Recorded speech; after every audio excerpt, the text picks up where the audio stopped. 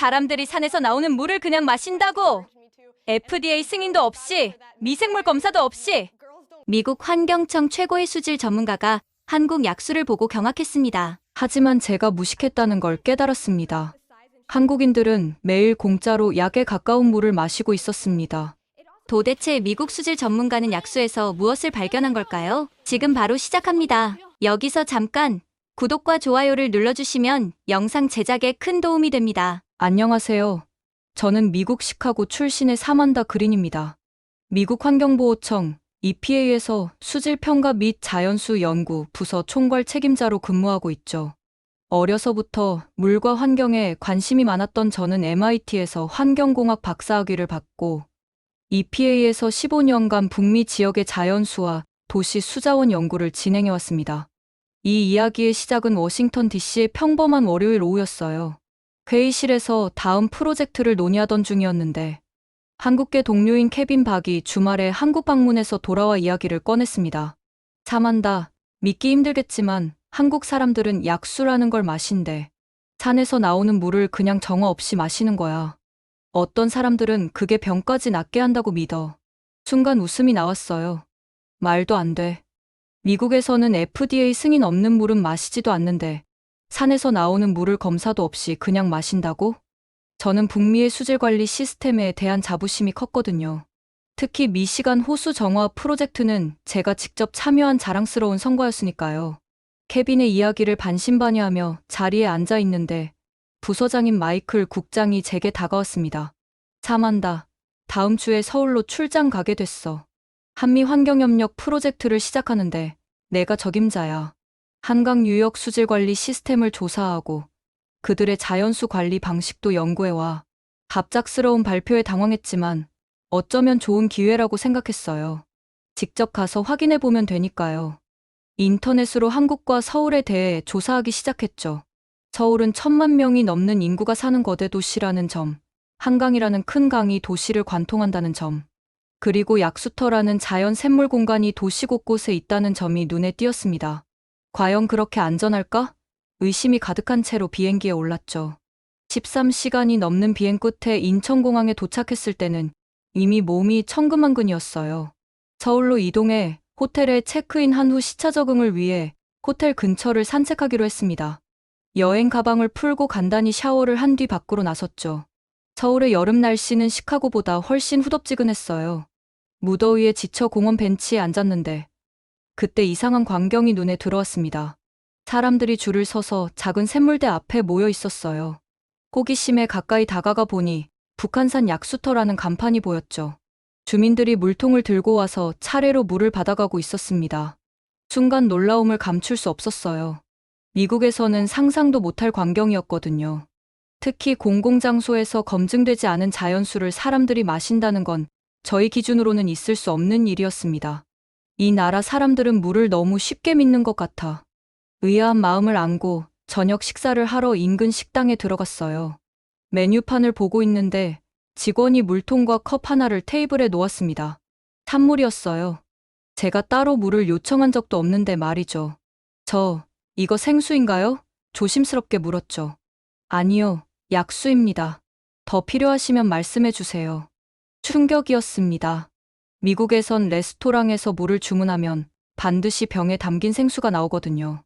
저는 사실 그 물을 마시지 않았습니다. 걱정됐거든요. 숙소로 돌아와 샤워를 하면서도 계속 의문이 들었어요. 내가 샤워하고 있는 이 물도 괜찮은 거겠지? 물을 틀어보니 미국 물에서 흔히 느껴지는 염소 냄새가 거의 나지 않았습니다.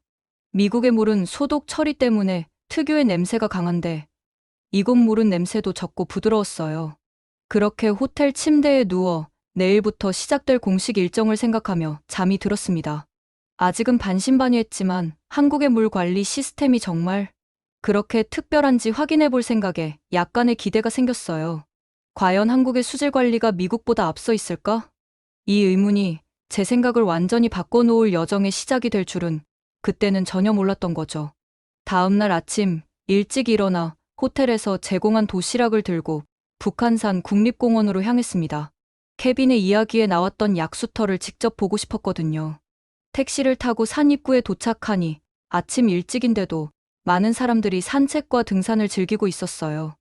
약수터가 어디 있는지 아세요? 택시 기사님께 물었습니다. 아, 외국인 분이시네요. 저기 등산로 입구에서 5분만 걸어가면 유명한 북한산 약수터가 있어요. 아침에는 사람이 많으니 줄 서야 할 거예요. 기사님의 말대로 짧게 걸어 올라가니 벌써부터 약수터에 긴 줄이 늘어서 있었습니다. 다양한 연령대의 사람들이 물통을 들고 자기 차례를 기다리고 있었어요. 특히 놀라웠던 건 연세 지긋한 어르신들이 많았다는 점이에요. 호기심에 줄 뒤에 섰습니다. 앞에 계신 할아버지가 저를 발견하고는 웃으며 말을 걸어오셨어요. 외국에서 오셨네요? 약수 마시러 오셨어요? 네, 미국에서 왔어요. 이 물이 특별한가요? 제가 물었습니다. 제 이름은 김영호라고 합니다. 75세예요. 40년 넘게 이 약수를 매일 마시고 있어요. 젊었을 때 위장병이 심했는데 이 물을 마시고 나았답니다. 지금도 건강을 위해 매일 아침 이 물을 받으러 와요. 김영호 할아버지의 이야기는 과학자인 제게는 근거 없는 미신처럼 들렸어요. 그래도 예의상 고개를 끄덕였죠. 혹시 이 물을 정부에서 검사하나요? 제가 물었습니다. 물론이죠. 요즘은 정기적으로 수질 검사를 해요. 저기 봐요. 할아버지가 약수터 옆 게시판을 가리키셨어요. 거기엔 최근 수질 검사 결과가 상세히 게시되어 있었습니다. 제 차례가 되어 약수를 받았어요. 조심스럽게 한 모금 마셔봤는데 놀랍게도 굉장히 시원하고 미네랄 맛이 느껴졌습니다. 미국의 생수들과는 확실히 다른 맛이었어요. 어때요? 맛있죠? 김 할아버지가 웃으며 물으셨습니다. 네, 예상보다 맛있네요. 미네랄 함량이 높은 것 같아요. 제가 솔직하게 답했습니다. 그럼요. 이 산에는 특별한 암석층이 있어서 물이 그 사이를 통과하면서 좋은 성분들이 녹아들어요. 우리 조상들은 이런 물의 특성을 알고 수백 년 동안 약수로 마셔왔답니다. 할아버지와 대화를 나누다 보니 그분이 단순히 미신을 믿는 게 아니라 오랜 경험을 통해 쌓은 지혜가 있다는 생각이 들었어요. 과학자로서 증거를 요구하는 제 태도와 현지인의 경험적 지식 사이에 괴리가 있음을 느꼈죠. 혹시 제가 이 물을 조금 샘플로 채취해도 될까요? 연구 목적으로요. 제가 조심스럽게 물었습니다. 그럼요. 얼마든지요. 미국에서 우리 약수를 연구하신다니 영광이네요. 할아버지는 흔쾌히 동의하셨어요. 작은 실험용 병에 약수를 담고 정확한 위치 정보도 기록했습니다. 김 할아버지는 친절하게도 다른 유명한 약수터들의 위치도 알려주셨어요. 서울 곳곳에 이런 약수터가 있어요. 각각 특성이 달라서 어떤 약수는 위장에 좋고 어떤 약수는 피부에 좋다고 해요. 호텔로 돌아오는 길에 제 머릿속은 온통 의문으로 가득했습니다. 과학적으로 증명되지 않은 효능을 믿는 문화가 이해되지 않았지만 동시에 수질 전문가로서 그 물의 특별한 맛과 미네랄 균형에 관심이 생겼어요. 샘플을 호텔 냉장고에 보관하고 내일 한국 환경부와의 미팅에서 이 약수에 대해 더 물어봐야겠다고 결심했습니다. 미국에선 생각할 수 없는 문화였지만 한국에서는 수백 년간 이어져 내려온 이 약수 문화가 단순한 미신이 아닐 수도 있겠다는 생각이 들기 시작했습니다. 김영호 할아버지의 밝은 표정과 건강한 모습이 계속 떠올랐어요. 75세의 나이에도 매일 산을 오르내리는 활력이 단순한 우연은 아닐 것 같았습니다. 다음 날 아침, 호텔 레스토랑에서 아침을 먹으며 창밖으로 보이는 서울의 풍경을 바라봤어요. 빽빽하게 들어선 고층 건물들 사이로 한강이 보였죠. 저 강물이 정말 미시시피 강보다 깨끗할까? 여전히 의심이 가득했습니다. 오늘부터 본격적인 출장 업무가 시작되었죠. 환경부 관련 미팅을 위해 참석한 빌딩. 1층 로비에 들어서자 세계와 함께하는 지속 가능한 환경이라는 문구가 큼직하게 써 있었습니다. 참 자신감 넘치는 표현이네 속으로 생각했죠. 회의실에 들어서자 한국 측 관계자들이 반갑게 맞아주었습니다. 이수진 박사라는 분이 제게 다가와 악수를 청했어요. 그린 박사님, 멀리서 오신 걸 환영합니다. 저는 한국수자원연구소장 이수진입니다. 30년 가까이 한강 그리고 한국의 물과 함께 온 사람이죠. 만나서 반갑습니다. 이수진 박사님. 저는 공손하게 인사했죠. 브리핑이 시작되고 서울의 수자원 관리 시스템에 대한 설명이 이어졌습니다. PPT 화면에 나오는 차트와 그래프들을 보며 제 의구심은 점점 커졌어요. 수치상으로는 분명 인상적이었지만 실제로 가능한 일일까? 미국에서도 쉽게 달성하지 못하는 수준이었거든요. 서울대학교 환경공학과 조상현 교수가 한강 수질 개선에 관한 발표를 시작했습니다. 한강은 지난 50년간 극적인 변화를 겪었습니다. 1960년대 말 산업화로 인해 심각하게 오염되었던 강이 이제는 1급수 수준으로 회복되었죠. 우리는 이를 한강의 기적이라고 부릅니다. 조 교수는 계속해서 한강 살리기 프로젝트의 역사와 성과를 설명했습니다. 특히 놀라웠던 것은 한국의 수질 검사 항목이 미국 EPA 기준보다 더 많다는 점이었어요. 발표가 끝나고 질문 시간이 되자 저는 손을 들었습니다.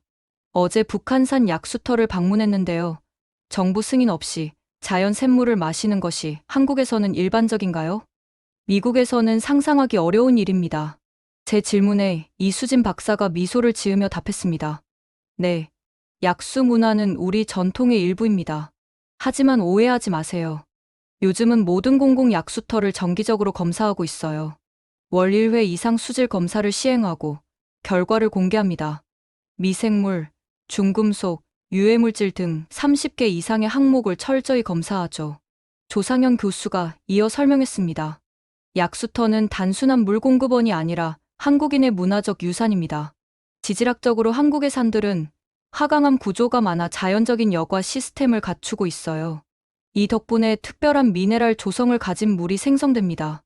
이수진 박사의 화면이 전환되며 한국 약수터의 연구 데이터가 나왔습니다. 우리는 5년 전부터 전국 약수터 지도 프로젝트를 시작했습니다. 현재까지 1,400개의 약수터를 등록하고 정기적으로 모니터링하고 있어요. 이 데이터는 모두 공개되어 있습니다.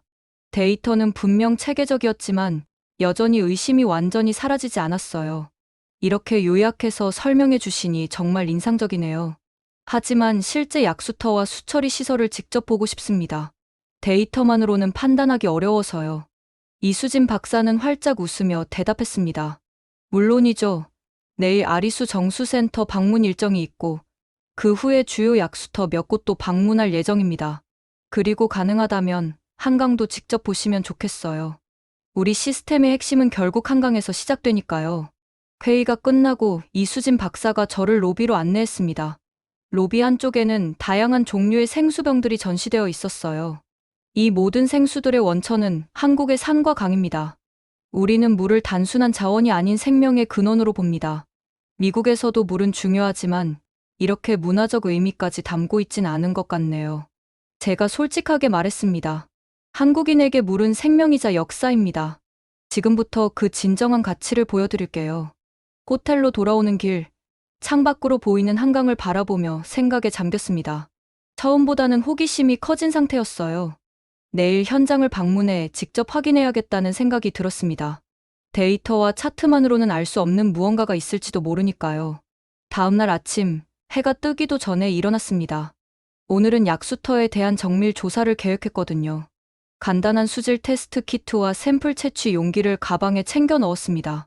호텔 로비에 내려가니 한국지질자원연구원에서 나온 박지원 연구원이 기다리고 있었어요. 안녕하세요, 그림 박사님. 오늘 저와 함께 북한산 약수터를 둘러보시게 됐네요. 질문 있으시면 언제든 물어보세요. 그는 미국에서 지질학 석사를 마친 젊은 연구원이었는데 한국 약수의 지질학적 특성을 연구한다고 했습니다. 박 연구원님, 정확히 약수가 일반 샘물과 다른 점이 뭔가요? 차 안에서 물었습니다. 네, 약수는 지하 깊은 곳에서 오랜 시간 암석층을 통과하면서 미네랄이 풍부하게 용해된 물입니다. 특히 북한산은 화강암과 편마암 구조가 잘 발달되어 있어 철분, 칼슘, 마그네슘 등 다양한 미네랄을 함유하게 되죠. 해가 막 떠오를 무렵 북한산 입구에 도착했습니다. 어제보다 더 일찍 왔는데도 벌써 몇몇 어르신들이 약수터로 향하고 있었어요. 이렇게 일찍부터 사람들이 오는군요. 제가 놀라서 말했습니다. 네, 특히 어르신들은 아침 공기가 가장 맑고 약수도 가장 신선할 때 마시는 걸 좋아하십니다. 약수터에 도착해서 주변 지형부터 살펴봤습니다. 박 연구원은 주변 암석 구조와 지질학적 특성에 대해 자세히 설명해 주었어요. 이 지역의 화강암은 3억 년 이상의 역사를 가지고 있습니다. 빗물이 이 암석층을 통과하면서 자연적인 여과 과정을 거치게 되죠. 준비해온 장비로 약수의 미네랄 함량, 탁도 등을 현장에서 측정했습니다. 결과는 놀라웠어요. 미네랄 균형이 이상적이었고 특히 마그네슘과 칼슘의 비율이 인체에 유익한 수준이었습니다. 이 데이터는 정말 인상적이네요. 미국의 생수 브랜드들도 이런 미네랄 균형을 얻기 위해 인공적인 처리를 하는데 이건 완전히 자연 상태군요. 맞습니다. 이것이 우리 약수의 특별한 점이에요. 완전히 자연적인 과정으로 걸러진 물이니까요. 약수터에는 점점 더 많은 사람들이 모여들었습니다. 저는 다양한 연령대의 사람들에게 인터뷰를 시도했어요. 한 30대 여성은 저는 피부가 민감해서 약수로 세안을 합니다. 화학 성분이 없어서 피부 자극이 없어요. 라고 말했고 40대 남성은 소화가 잘 안 될 때 이 약수를 마시면 정말 효과가 있어요. 10년 넘게 마시고 있습니다. 라고 했습니다. 이 모든 증언은 과학적으로 증명된 것은 아니었지만 여러 세대에 걸쳐 이어진 경험적 지식이 있다는 점이 흥미로웠어요. 약수터마다 특성이 다르다고 하던데 그게 사실인가요? 박 연구원에게 물었습니다. 네, 지질 구조에 따라 약수의 특성이 달라집니다. 서울 근교에만 50개가 넘는 약수터가 있는데 각각 미네랄 조성이 조금씩 다르죠. 예를 들어 도봉산 약수는 철분이 풍부해서 빈혈에 좋다고 알려져 있고 관악산 약수는 알칼리성이라 위장에 좋다고 해요. 더 많은 샘플을 채취하고 주변 토양과 암석 샘플도 수집했습니다. 현미경으로 물속 미생물도 검사했는데 유해균이 거의 없었어요. 이 물이 어떻게 이렇게 깨끗할 수 있죠? 야생동물이나 환경오염으로 인한 오염은 없나요? 좋은 질문입니다. 북한산은 국립공원으로 지정되어 있어 오염원이 철저히 통제됩니다.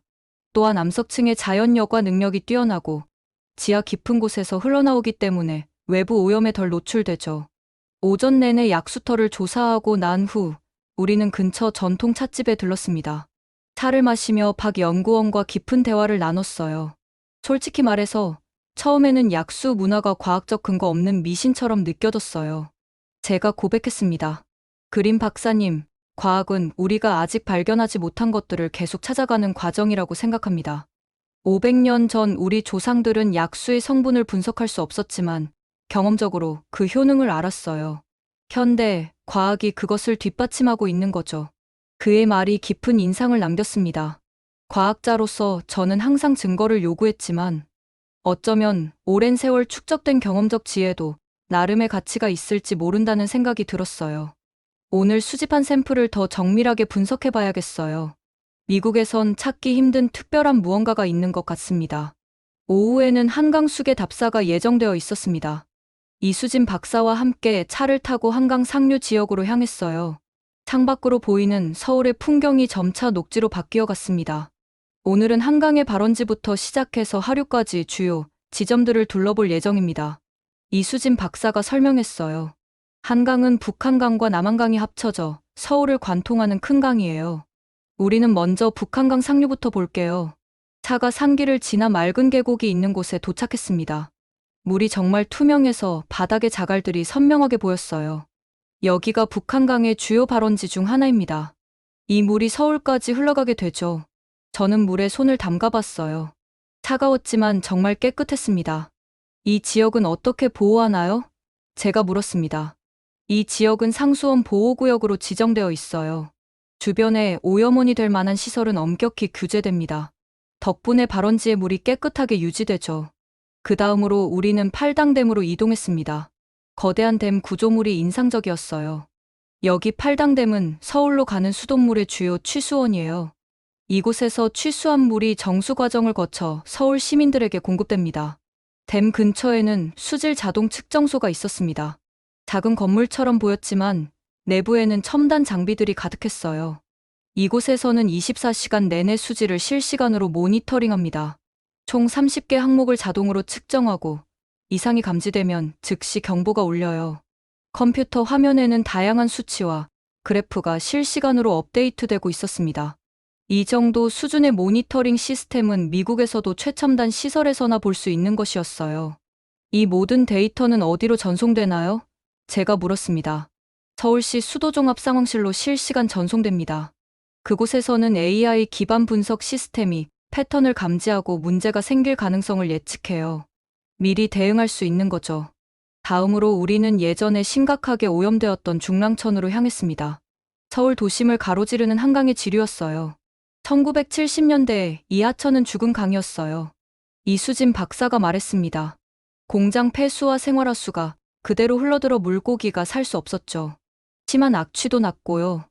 그런데 지금의 중랑천은 완전히 달라 보였습니다. 맑은 물에 시민들이 산책을 즐기고 물고기들도 헤엄치고 있었어요. 어떻게 이런 변화가 가능했나요? 놀라서 물었습니다. 1980년대부터 시작된 한강 종합정비 사업의 일환으로 하수처리 시설을 대대적으로 확충했어요. 특히 중랑물재생센터는 아시아 최대 규모의 하수처리 시설입니다. 또한 하천 주변 생태 공간을 복원하고 자연 정화 시스템도 도입했죠. 중랑물재생센터에 도착하자 현대적인 대규모 시설이 눈앞에 펼쳐졌습니다. 안내를 받으며 내부를 둘러보니 정말 인상적이었어요. 이곳에서는 하루 160만 톤의 하수를 처리할 수 있습니다. 최신 고도 처리 공법으로 오염물질은 물론 질소와 임까지 제거해요. 처리된 물은 한강으로 방류되는데 그 수질이 1급수 수준입니다. 처리 과정을 지켜보며 미국의 시설들과 비교했습니다. 기술적인 면에서 전혀 뒤지지 않았고 오히려 몇몇 부분에서는 더 앞서 있었어요. 마지막으로 우리는 한강변 실시간 수질 모니터링 센터를 방문했습니다. 대형 스크린 앞에서 전문가들이 데이터를 분석하고 있었어요. 이 센터에서는 한강 전역의 70여 개 지점에서 실시간으로 수집되는 데이터를 모니터링합니다. AI 시스템이 이상 징후를 감지하면 현장팀이 즉시 출동해요. 화면에 표시된 지도를 보니 서울 전역의 측정 포인트가 빼곡했습니다. 미시시피강이나 허드슨강보다 훨씬 조밀한 모니터링 네트워크였어요. 이런 시스템은 비용이 많이 들 텐데요. 제가 물었습니다. 네, 초기 투자는 컸지만 장기적으로 보면 오염 예방과 빠른 대응으로 더 많은 비용을 절약하게 됩니다. 게다가 시민들의 건강과 자연환경은 가격으로 따질 수 없잖아요. 하루 종일의 현장 방문을 마치고 호텔로 돌아오는 길에 이수진 박사가 물었습니다. 오늘 보신 것들 어떠셨어요? 그린 박사님? 솔직히 말씀드리면 충격적이었어요. 이렇게 체계적이고 첨단 시스템을 갖추고 있을 줄 몰랐습니다. 특히 실시간 모니터링과 AI 예측 시스템은 미국에서도 배울 점이 많겠네요. 숙소에 돌아와 오늘 수집한 데이터를 노트북에 정리했습니다. 예상했던 것보다 한국의 수질 관리 시스템이 훨씬 발전해 있다는 사실을 인정할 수밖에 없었어요. 약수터에서 시작된 의구심이 점차 존경심으로 바뀌어가고 있었습니다. 그날 밤, 호텔 창문을 두드리는 빗소리에 잠에서 깼습니다. 창밖으로 보니 하늘이 잔뜩 찌푸려 있었어요. 예보대로 비가 제법 세차게 내리고 있었죠. 미국 사람인 저로서는 비 오는 날씨가 익숙하지만 오늘은 왠지 더 긴장되었습니다. 한강 수계 답사가 계속 예정되어 있었거든요. 아침에 로비로 내려가자 이수진 박사님이 우산을 들고 기다리고 계셨어요. 날씨가 생각보다 안 좋은데 괜찮으신가요? 제가 물었습니다. 이 정도는 괜찮아요. 오히려 좋은 기회입니다. 홍수 대응 시스템을 직접 볼 수 있으니까요. 일정을 조금 바꿔서 한강홍수 통제소로 먼저 가볼게요. 차로 이동하는 동안 빗줄기는 더욱 거세졌습니다. 창밖으로 보이는 서울은 비에 젖어 있었지만 도로는 의외로 침수되지 않았어요. 미국의 도시들이라면 이 정도 비에도 곳곳이 물에 잠겼을 텐데 말이죠. 한강홍수 통제소에 도착하자 직원들이 분주하게 움직이고 있었습니다. 우리를 맞이한 윤재혁 팀장은 차분하지만 긴장된 모습이었어요. 오늘은 운이 좋으시네요. 실전 대응 상황을 보실 수 있을 겁니다. 현재 한강 상류에 집중호우가 내리고 있어 수위가 빠르게 상승하고 있습니다. 대형 스크린이 있는 상황실로 안내받았습니다. 스크린에는 한강 전체 수계의 실시간 상황이 표시되어 있었어요. 댐 방류량, 수위, 강수량 등 모든 정보가 한눈에 들어왔습니다. 지금 북한강 상류에 시간당 50mm 이상의 강수가 집중되고 있습니다. 우리 시스템은 이미 2시간 전부터 이 상황을 예측하고 대비했어요. 윤 팀장의 설명에 따르면 AI 기반 예측 시스템이 강수량과 지형, 데이터를 분석해 수위 변화를 미리 예측한다고 합니다. 이를 바탕으로 댐 방류량을 조절하고 하천 주변 시설물을 통제한다고 했죠. 저기 보이는 게 잠수교입니다. 윤 팀장이 한 화면을 가리켰어요. 곧 물에 잠기게 될 겁니다. 실시간 영상으로 보니 다리 위로 물이 조금씩 차오르고 있었습니다. 저 다리는 물에 잠기도록 설계된 건가요? 놀라서 물었습니다. 네, 한강의 수위가 높아지면 자연스럽게 잠기는 구조입니다. 하류를 보호하는 역할도 하지요. 지금은 통제를 시작하는 단계고 곧 완전히 잠길 겁니다. 미국에선 상상도 못할 설계네요. 우리는 물이 조금만 차올라도 교통대란이 일어나는데 저도 모르게 감탄했습니다. 스크린을 보니 지금 수위가 빠르게 상승하고 있었고 시스템이 자동으로 경보를 올렸습니다. 직원들이 신속하게 움직이기 시작했어요. 지금 뭐가 일어나고 있는 건가요? 제가 물었습니다. 상류에서 더 많은 비가 내리고 있어. 수위가 급상승할 것으로 예측되면 시스템이 자동으로 수문 개방을 조절하는 거예요. 또한 시민들에게 한강공원 출입을 통제하는 알람이 자동으로 발송됩니다. 운영실 한쪽에서 나이 지긋한 직원이 젊은 직원들에게 지시를 내리고 있었습니다. 그의 숙련된 모습이 인상적이었어요. 저분은 김상철 수석 연구관님이에요. 30년 경력의 베테랑입니다. AI가 이렇게 발달하기 전에는 거의 직감에 의존해 수문을 조절했다고 해요. 그분의 경험이 지금의 AI 시스템 개발에도 큰 도움이 되었죠. 이 이야기에 저는 깊은 인상을 받았습니다. 단순한 기술이 아니라 사람의 경험과 지혜가 결합된 시스템이었던 거죠. 밖으로 나가 실제 상황을 보기로 했습니다. 비가 더 세차게 내리기 시작했어요. 우산을 쓰고 강변으로 나가자 한강의 물살이 거세졌음을 실감할 수 있었습니다. 보통 때는 저 아래 산책로가 있지만 지금은 물에 잠겼어요. 윤 팀장이 설명하셨습니다. 저는 놀랐습니다. 그럼 저기는 원래 물 위가 아니었군요. 맞아요.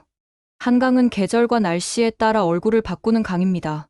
우리는 그것을 거스르지 않고 받아들이는 방식으로 도시를 설계했지요.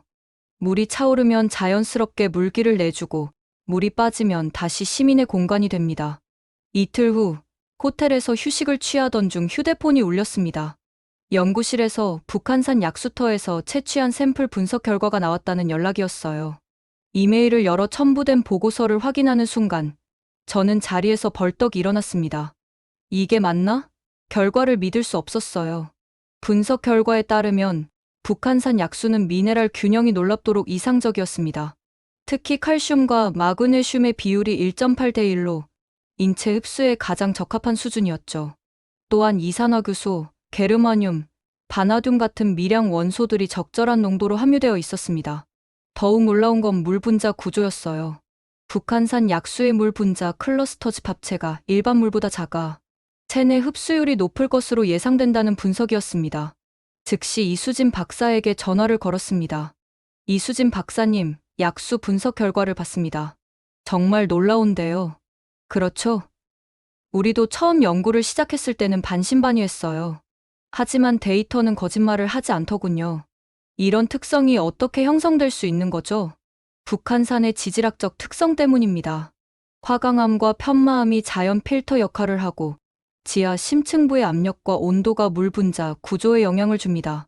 게다가 한반도는 지질학적으로 안정된 지역이라 오랜 시간 물이 천천히 암석층을 통과하며 미네랄을 흡수할 수 있어요. 그날 오후 약수 샘플들을 더 깊이 연구하기 위해 서울대학교 환경공학과 실험실을 방문했습니다. 조상현 교수의 안내로 최신 장비들을 이용해 추가 분석을 진행했어요. 우리는 최근 서울 주변 약수터 50곳의 물을 비교 분석하고 있습니다. 조 교수가 설명했어요. 각 약수터마다 미네랄 프로필이 조금씩 다른데 이게 바로 예로부터 어떤 약수는 위장에 좋고 어떤 약수는 피부에 좋다고 알려진 이유일 수 있어요. 분석실에서 북한산 약수와 미국의 유명 생수들을 비교해봤습니다. 에비앙, 피지, 볼빅 같은 세계적 브랜드와 북한산 약수를 나란히 놓고 검사했죠. 보시다시피 북한산 약수는 상온용 생수들에 비해 자연적인 미네랄 균형이 뛰어납니다. 특히 이 항산화 수치를 보세요. 산화환원전 URP가 마이너스 값을 나타내는데 이는 항산화 능력이 높다는 의미입니다. 이 모든 분석 결과는 저의 기존 인식을 완전히 뒤엎었어요. 과학자로서 저는 데이터가 말하는 사실을 인정할 수밖에 없었습니다. 북한산 약수는 단순한 미신이 아니라 과학적으로도 특별한 가치를 지닌 자연자원이었어요. 그날 밤 수집한 자료를 바탕으로 미국 EPA 본부에 중간 보고서를 작성했습니다. 보고서 제목은 한국 약수의 과학적 분석 자연 미네랄 워터의 재발견으로 정했어요. 보고서에는 북한산 약수의 특별한 특성과 함께 한국인들이 수백 년간 경험적으로 알아온 지식이 현대 과학으로 증명되고 있다는 내용을 담았습니다. 다음 날 아침, 이수진 박사와 함께 다른 유명 약수터들을 방문했습니다.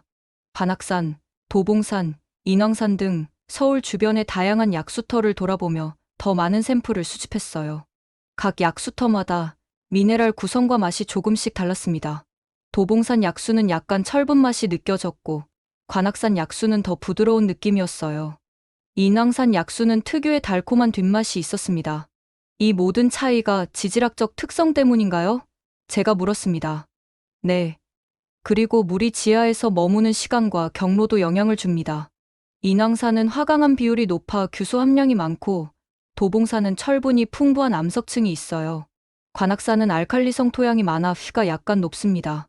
저는 노트북을 꺼내 각 약수터의 특성과 주변 지질 구조를 자세히 기록했습니다. 이제는 의심이 아닌 과학적 호기심으로 가득 찬 상태였어요.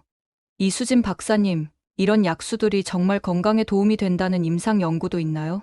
아직 대규모 임상 연구는 부족한 상황입니다. 하지만 소규모 연구들에서는 일부 약수가 위장 활동 개선, 피부 상태, 호전, 대사 기능 향상에 도움이 될 수 있다는 결과가 나왔어요. 우리는 지금 서울대 의대와 함께 더 체계적인 연구를 준비하고 있습니다. 한국의 약수에 대한 새로운 발견은 저에게 큰 충격이었지만 동시에 흥미진진한 과학적 탐구의 시작점이 되었습니다. 이제는 한국 물 문화에 대한 편견 없이 순수한 과학자의 눈으로 이 자연자원의 가치를 재평가하게 되었어요. 다음 날 한강 하류 지역 답사를 위해 이른 아침부터 준비했습니다. 이수진 박사와 함께 한강 하구로 향하는 길이었죠. 차창 밖으로 도시의 풍경이 점차 넓은 강과 습지대로 바뀌어갔습니다. 오늘은 한강이 바다와 만나는 지점까지 가볼 거예요. 담수와 해수가 만나는 기수역은 생태학적으로 매우 중요한 공간이죠. 이수진 박사가 설명했습니다. 한강 하구에 도착하자 해양환경공단에서 나온 송현우 박사가 우리를 맞이했습니다.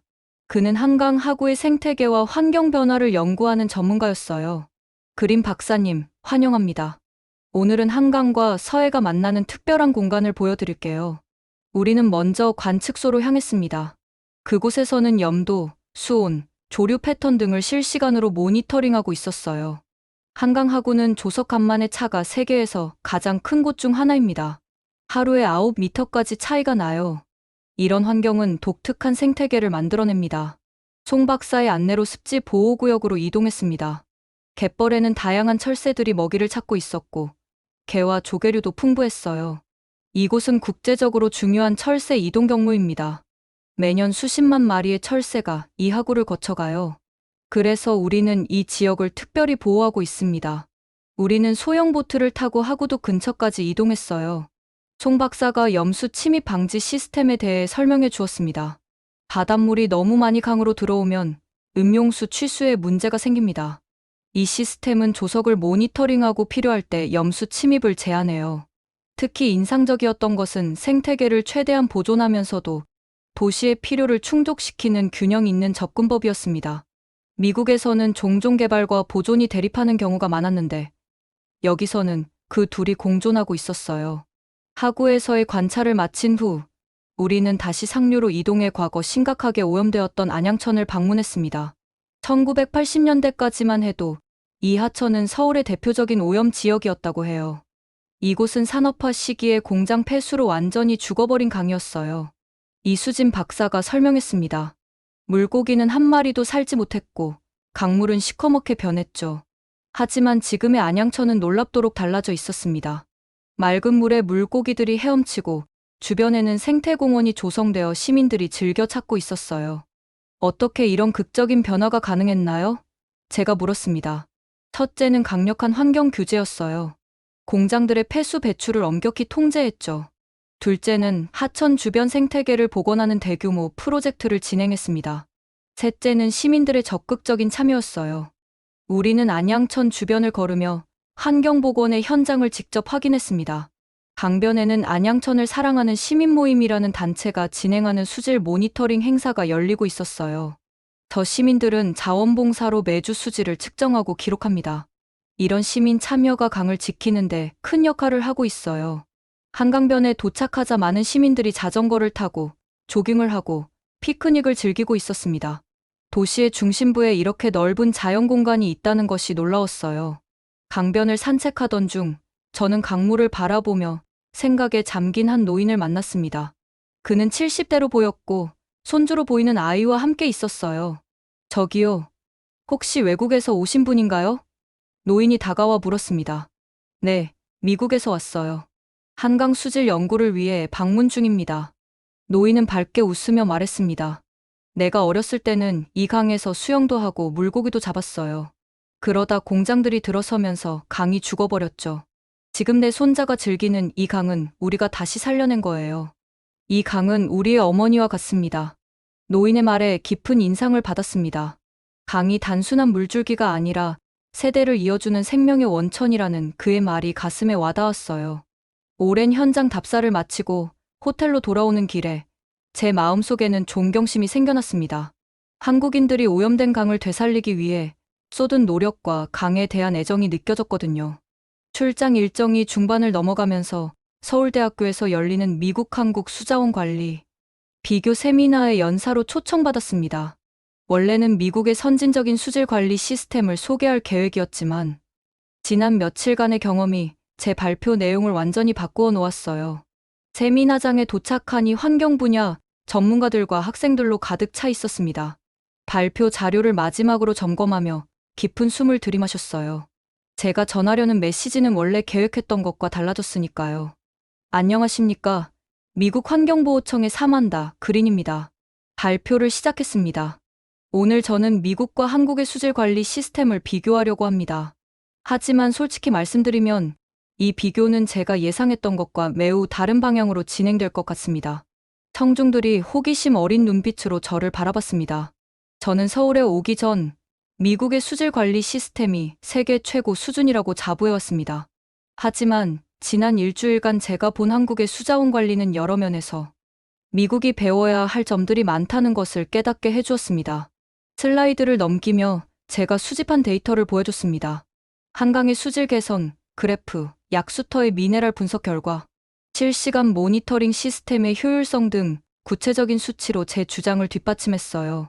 특히 인상적인 것은 한국의 통합적 접근법입니다.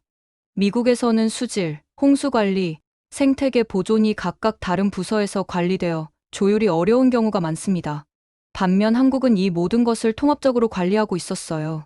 두 번째로 강조한 것은 시민 참여였습니다. 한국의 약수 문화는 처음에는 과학적 근거가 부족한 미신처럼 보였습니다. 하지만 깊이 들여다보니 이것은 시민들이 물과 맺는 특별한 관계를 보여주는 문화적 현상이었어요. 이런 문화적 연결이 환경 보존에 대한 시민들의 적극적인 참여로 이어진다는 점이 매우 인상적이었습니다. 약수의 과학적 가치에 대한 분석 결과도 공유했습니다. 북한산 약수의 미네랄 균형과 분자, 구조는 과학적으로도 특별합니다. 이는 한국인들이 수백 년간 경험적으로 알아온 지식이 현대 과학으로 증명되고 있다는 증거입니다.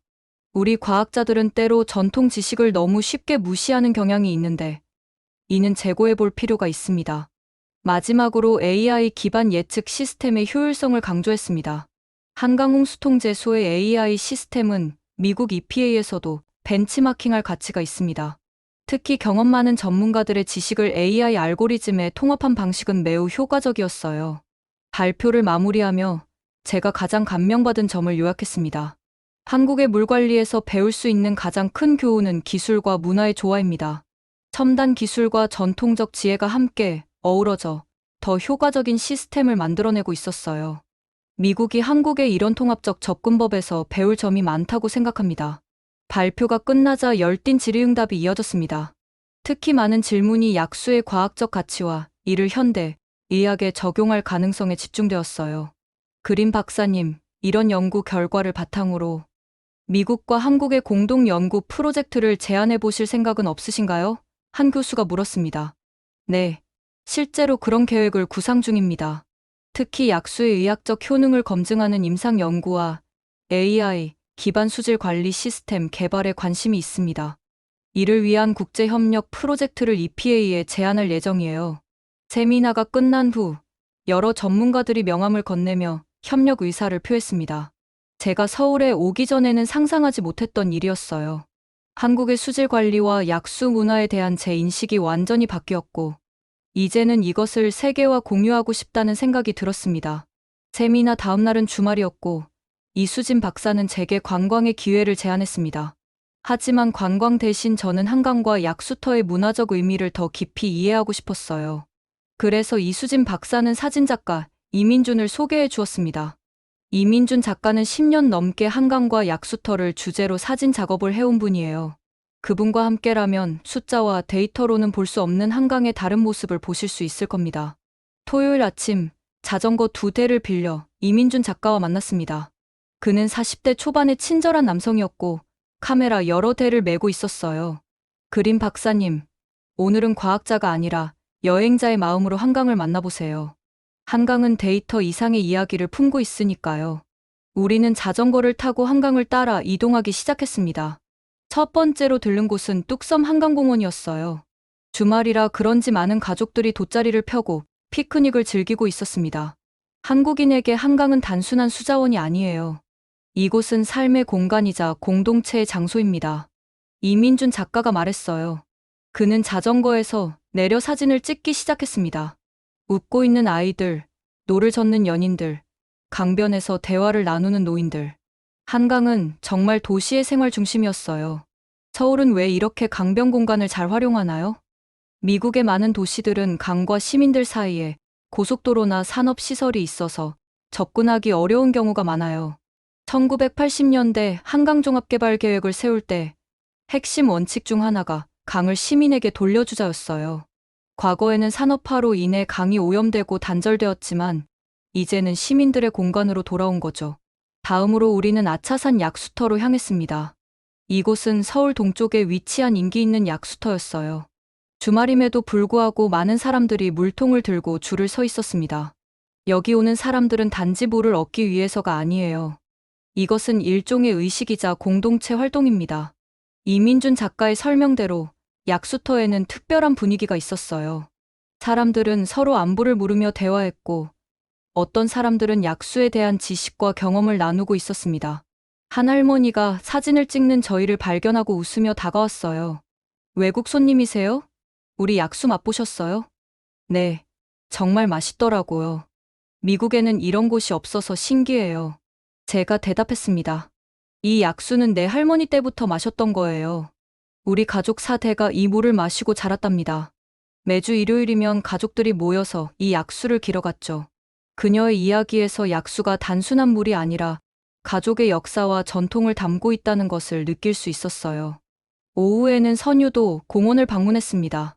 과거 정수장이었던 이곳은 지금 생태공원으로 변모해 있었어요. 옛 정수시설의 콘크리트 구조물이 예술적으로 재해석되어 있었습니다. 이곳은 한국의 물 역사를 상징하는 공간이에요. 과거의 산업시설이 생태와 문화의 공간으로 바뀌었죠. 해가 지기 시작할 무렵, 우리는 한강대교에서 석양을 바라봤습니다. 강물에 반사된 붉은 햇살이 아름다웠어요. 제가 10년 넘게 한강을 촬영하면서 느낀 것은 이 강이 살아있는 생명체라는 겁니다. 계절에 따라, 시간에 따라 표정이 달라지고 도시와 함께 호흡하죠. 이민준 작가의 말에 깊은 공감이 갔습니다. 지난 며칠간 제가 과학자로서 수집한 데이터는 한강과 약수의 일부분일 뿐이었어요. 오늘 본 문화적, 역사적, 공동체적 의미는 숫자로 측정할 수 없는 가치였습니다. 한국인에게 물은 정말 특별한 의미인 것 같아요.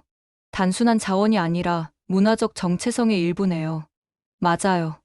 그래서 우리는 강과 약수를 지키기 위해 그토록 노력하는 겁니다. 그것은 우리 역사와 정체성을 지키는 일이니까요. 출장 마지막 주 월요일, 미국 EPA 본부와 화상회의가 예정되어 있었습니다. 지금까지 수집한 데이터와 분석 결과를 공유하고 향후 협력 방안을 논의하는 자리였죠. 호텔 비즈니스 센터에 앉아 노트북을 켜고 회의를 준비했습니다. 화면에는 마이클 국장을 비롯한 워싱턴 본부의 동료들이 나타났습니다. 참한다. 서울은 어떤가? 무엇을 배우고 있나? 마이클 국장이 물었습니다. 생각보다 훨씬 인상적입니다. 특히 한국의 수질 관리와 홍수 대응 시스템은 우리가 배울 점이 많아요. 그리고 이곳의 약수 문화도 매우 흥미롭습니다. 저는 그동안의 발견을 차례로 설명했습니다. 한강의 수질 개선 역사, 실시간 모니터링 시스템, 약수터의 미네랄 분석 결과 등을 자세히 공유했죠. 하지만 화면 속 동료들의 표정이 미묘하게 변하는 것을 느꼈습니다. 참한다. 그 약수라는 게 정말 과학적으로 의미가 있다고 생각하나? 들리는 바로는 그냥 일종의 민간 신앙 같은데. 리처드 수석연구원이 의구심 가득한 목소리로 물었습니다. 데이터를 보면 분명히 일반 물과는 다른 특성을 가지고 있어요. 미네랄 함량과 분자, 구조가 특별하다는 증거가 있습니다. 하지만 그게 건강에 실제로 도움이 된다는 임상 증거는 없잖아? 다른 동료가 끼어들었습니다. 마이클 국장이 안경을 치켜 올리며 말했습니다. 참한다. 자네의 열정은 이해하지만 우리는 과학적 증거에 기반한 결론을 내려야 해. 한두 번의 샘플링으로 결론을 내리기엔 시기상조야. 게다가 그런 문화적 가치를 너무 강조하는 것도 우리 기관의 역할은 아니지. 그의 말투에 약간 기분이 상했지만 저도 그들의 입장을 이해했습니다. 제가 직접 보고 경험한 것들을 그들은 아직 보지 못했으니까요. 미국의 선진적인 수질 관리 시스템을 한국에 소개하는 원래 목적을 잊지 말고 좀 더 객관적인 시각을 유지하기 바라네. 마이클 국장이 마지막으로 당부했습니다. 화상회의가 끝난 후 저는 깊은 고민에 빠졌습니다. 제 동료들의 반응은 일주일 전에 저와 다르지 않았어요. 한국에 오기 전 저도 정확히 그런 시각을 가지고 있었으니까요. 처음 약수터를 봤을 때의 제 반응이 그랬듯이 그들도 직접 보지 않고는 이해하기 어려울 것입니다. 그날 오후 이수진 박사와 만나 이 상황에 대해 솔직하게 이야기했습니다. 제 동료들은 제가 너무 주관적이 되었다고 생각하는 것 같아요. 과학자로서 객관성을 잃었다고요. 이수진 박사는 이해한다는 듯 고개를 끄덕였습니다. 저도 처음 미국에서 공부할 때 비슷한 경험이 있어요. 문화적 맥락 없이 데이터만 보면 완전한 그림을 볼 수 없죠. 물은 단순한 H2O 분자 집합체가 아니라 지역의 역사와 문화가 담긴 존재입니다. 우리는 카페에 앉아 깊은 대화를 나눴습니다. 과학과 문화가 어떻게 조화를 이룰 수 있을까요? 제가 물었습니다. 좋은 과학은 문화적 맥락을 이해하는 것에서 시작됩니다. 약수터는 단순한 과학적 현상이 아니라 수백 년 동안 사람들의 경험이 축적된 지혜예요. 우리의 역할은 그 지혜를 과학적으로 검증하고 확장하는 것이죠. 이수진 박사의 말이 깊은 울림을 주었습니다. 제가 EPA에서 배운 접근법은 지나치게 기계적이고 분석적이었을지도 모릅니다. 문화와 역사, 사람들의 경험을 고려하지 않은 과학은 불완전할 수밖에 없다는 생각이 들었어요. 미국으로 돌아가면 어떻게 이 경험을 공유할 계획인가요? 이수진 박사가 물었습니다. 아직 확실하지 않아요. 하지만 제가 경험한 것을 진실되게 전하고 싶습니다. 한국의 약수와 한강에 대한 과학적 연구를 더 깊이 진행하고 싶기도 하고요. 호텔로 돌아오는 길에 저는 과학자로서의 제 역할에 대해 깊이 생각했습니다.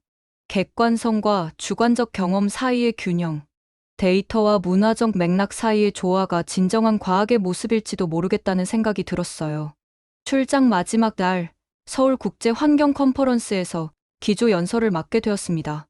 한국의 수자원 전문가들뿐만 아니라 중국, 일본, 동남아시아 등 여러 국가의 전문가들이 참석한 대규모 행사였어요. 발표를 준비하면서 지난 2주간의 경험을 어떻게 압축해서 전달할지 고민했습니다. 컨퍼런스 당일 서울 코엑스 대형 회의장은 수백 명의 청중으로 가득 찼습니다. 이수진 박사가 저를 소개한 뒤 저는 단상에 올랐어요. 안녕하십니까. 미국 환경보호청의 사만다 그린입니다. 오늘 저는 과학과 문화의 만남 한국 수자원 관리의 세계적 의미라는 주제로 발표하겠습니다. 첫 화면에는 제가 북한산 약수터에서 찍은 사진을 띄웠습니다. 줄을 서서 물을 받아가는 다양한 연령층의 사람들 모습이었어요. 이 여정을 시작할 때 저는 한국의 약수 문화를 과학적 근거가 부족한 민간 신앙 정도로 생각했습니다. 하지만 이 2주간의 연구와 경험은 제 생각을 완전히 바꿔놓았습니다. 슬라이드를 넘기며 약수의 과학적 분석 결과를 보여줬습니다. 미네랄 함량, 분자 구조, 수질 특성 등 구체적인 데이터를 공유했어요. 북한산 약수의 미네랄 프로필은 다른 어떤 상온병 생수보다 인체의 이상적인 균형을 보여주었습니다. 특히 칼슘과 마그네슘의 비율, 미량 원소의 함량이 놀랍도록 적절했죠. 이어서 한강의 수질 개선 사례를 발표했습니다. 1970년대부터 현재까지의 변화를 그래프와 사진으로 비교했어요. 한강의 극적인 변화는 단순한 환경 개선 사례가 아닙니다. 이는 국가와 시민이 함께 이룬 문화적, 사회적 혁신의 결과입니다. 미국을 포함한 많은 나라들이 한국의 경험에서 배울 점이 많다고 생각합니다. 특히 강조한 부분은 한국의 통합적 접근법이었습니다. 한국의 수자원 관리에서 가장 인상적인 점은 기술과 문화의 통합입니다. 첨단 AI 시스템과 시민 참여, 과학적 데이터와 전통적 지혜가 함께 어우러져 시너지를 만들어내고 있습니다. 이어서 약수의 문화적 가치와 과학적 가치를 연결하는 새로운 연구, 방향을 제안했습니다. 앞으로 우리는 약수의 건강 효능에 대한 체계적인 임상 연구를 시작해야 합니다. 수백 년간 경험적으로 알려진 효과를 현대 과학으로 검증하고 나아가 이를 현대 의학에 접목할 수 있는 방안을 모색해야 할 것입니다. 마지막으로 한국의 수자원 관리 경험이 기후변화 시대에 어떤 의미를 갖는지 설명했습니다. 기후변화로 인한 물 부족과 수질 악화는 전 세계적 도전입니다. 한국이 보여준 자연과 싸우지 않고 순응하되 지혜롭게 관리하는 접근법은 지속가능한 물 관리의 모델이 될 수 있습니다. 이것이 단순한 한국의 경험을 넘어 세계적 의미를 갖는 이유입니다. 발표를 마무리하며 저는 제 마음속에 자리 잡은 새로운 비전을 공유했습니다.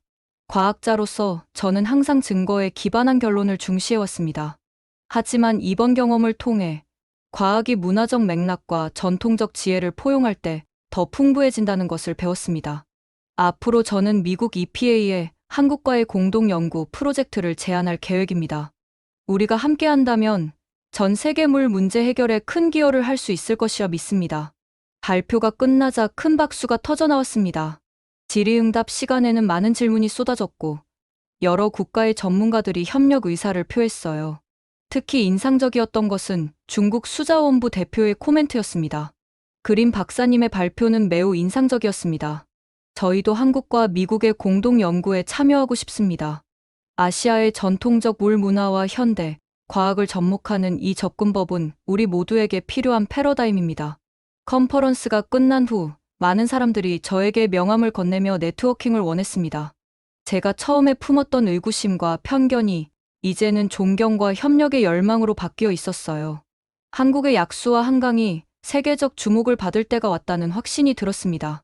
서울에서의 마지막 날 아침, 저는 짐을 정리하면서 지난 2주간의 경험을 되돌아봤습니다.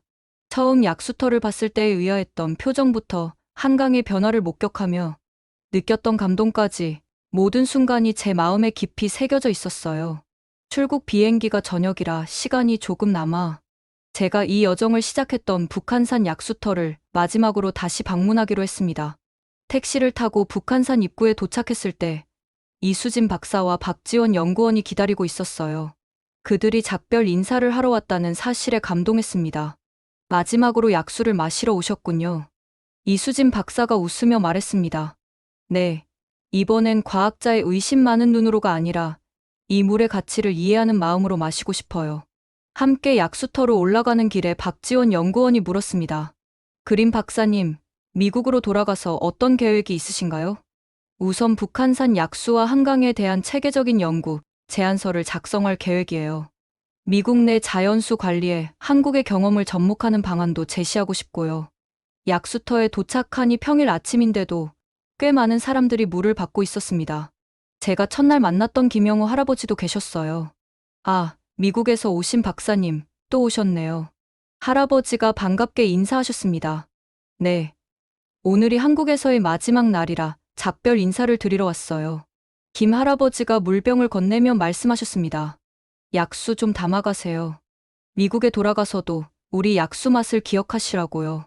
이 작은 친절에 가슴이 따뜻해졌습니다. 제가 물병을 받아들고 깊은 감사의 인사를 전했어요.